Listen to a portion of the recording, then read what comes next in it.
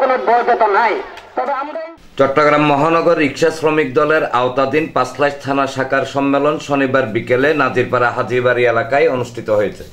সংগঠনের পাঁচলাইশ থানা শাখার আহ্বায়ক মোহাম্মদ মাজু মিয়ার সভাপতিত্বে এবং ৭ নং ওয়ার্ড শ্রমিক দলের সাবেক সাধারণ সম্পাদক মোহাম্মদ শফিকুল ইসলামের সঞ্চালনায় অনুষ্ঠানে প্রধান অতিথি ছিলেন চট্টগ্রাম মহানগর বিএনপির যুগ্ম আহ্বায়ক আরিউ চৌধুরী সাহেব। প্রধান বক্তা ছিলেন চট্টগ্রাম মহানগর বিএনপির আহ্বায়ক কমিটির সদস্য মোহাম্মদ ইস্কান্দর মির্জা। বিশেষ বক্তা ছিলেন চট্টগ্রাম মহানগর ছিন্নমূল সংগ্রাম পরিষদের উপদেষ্টা মোহাম্মদ জসিমউদ্দিন।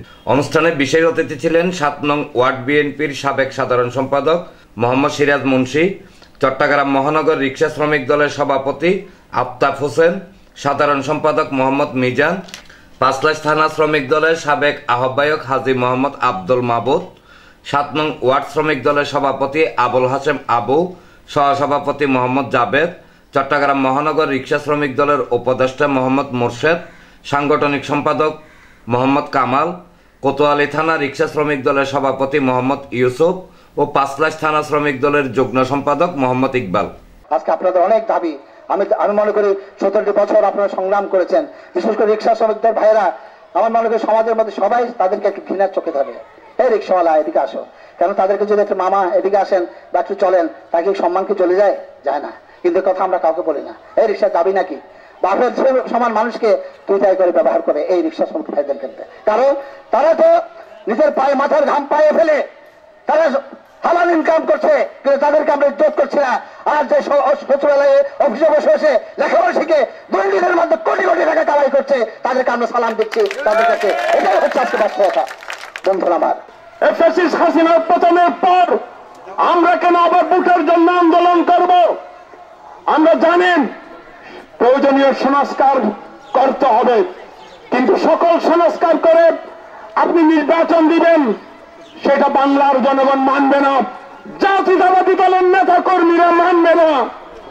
তাই আজকে তারেক জিয়ার নির্দেশের আমরা অপেক্ষায় আছি।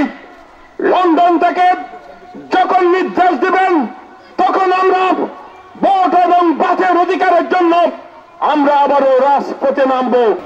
যারা এই যে কিছুদিন ধরে বিভিন্ন ইউটিউব বিভিন্ন মিডিয়ায় অপপ্রচার করতেছে, এগুলা হ্যাক কতগুলো আইডি দিয়ে বিএনপিকে বিভ্রান্ত করার জন্য বিভিন্ন অপপ্রচার করতেছে।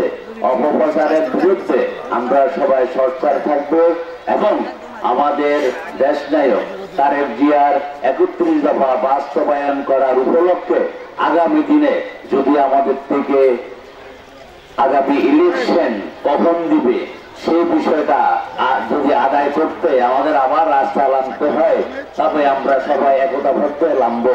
সম্মেলন শেষে মোহাম্মদ মাজু মিয়াকে সভাপতি, মোহাম্মদ শাকিল আহমেদকে সাধারণ সম্পাদক ও মোহাম্মদ রিয়াজুলকে সাংগঠনিক সম্পাদক করে 25 সদস্যের পাঁচলাইশ থানা রিক্সা শ্রমিক দলের নতুন কমিটি ঘোষণা করা হয়।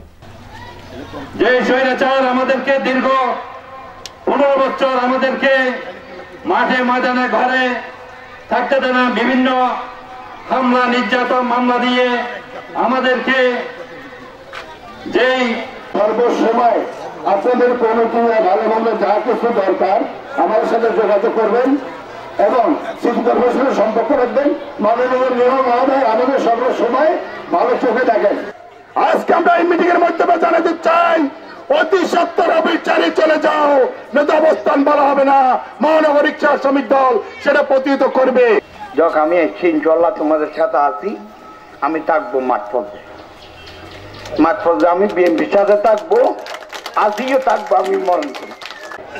একটা গণতান্ত্রিক দেশে এই ধরনের স্বৈরাচারী সরকার যেভাবে নির্যাতন নিপীড়ন চালিয়ে গিয়েছে, বাজারের সামনে আমার বড় ভাইরা হেলমেট ভাইরা নির্যাতিত করেছে আমাদের শ্রমিক ভাইদেরকে।